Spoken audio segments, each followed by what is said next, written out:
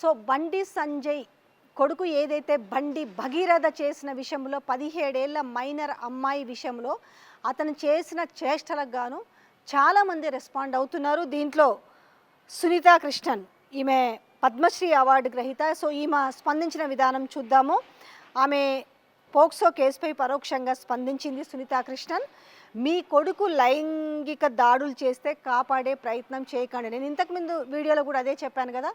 కాపాడే ప్రయత్నం చేయడం మానేసి కనీసం ఇప్పుడైనా ఆ పరిస్థితిని సరిదిద్దుకోమని చెప్తున్నాం. మీ కొడుకు శుద్ధి బుద్ధులు నేర్పండి. మీ ఇంట్లో ఏం చేసినా ఏం కాదు, కానీ పక్కిళ్ళల్లో దూరం ఏమన్నా చేస్తామంటే ఎవ్వరు ఊరుకోరు కదా. కాబట్టి మీరు ఒక కేంద్ర సహాయక మంత్రిగా ఉన్నారు బండి సంజయ్ గారు.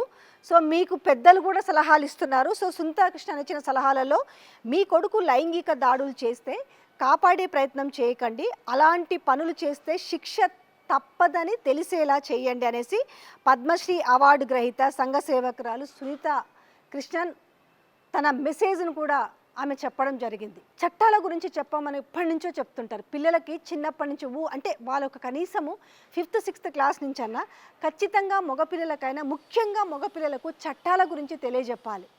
ఈ దొంగతనం చేస్తే ఏమవుతుంది, ఆడపిల్లల జోలికి పోతే ఏమవుతుంది, మైనర్ల జోలికి పోతే వాళ్ళ భవిష్యత్తు ఏ రకంగా ఖరాబ్ అవుతుంది, ఇవన్నీ కూర్చోబెట్టి నిజంగా విద్యా వ్యవస్థలో కూడా మార్పులు రావాలేమో. పిల్లలకి చట్టాలపైన అవగాహన రావాలి. చట్టాలపైన అవగాహన ఉంటే ఇలాంటి దరిద్రపు చర్యలకు పూనుకోలేము. ఇక చట్టాల గురించి తెలిసిన తర్వాత కూడా మా అయ్యకి పదవి ఉంది, మాకు డబ్బు ఉంది అనేసి మదమెక్కి కొట్టుకుంటే ఏం చేయలేము. కానీ ఇలాంటి సంఘటనలు చూస్తున్నప్పుడు మాత్రము చట్టాల గురించి తెలియజేయాల్సిన బాధ్యత ఉంది. తప్పు చేస్తే ఖండించాల్సిన బాధ్యత కూడా పేరెంట్స్ పైన ఉంది.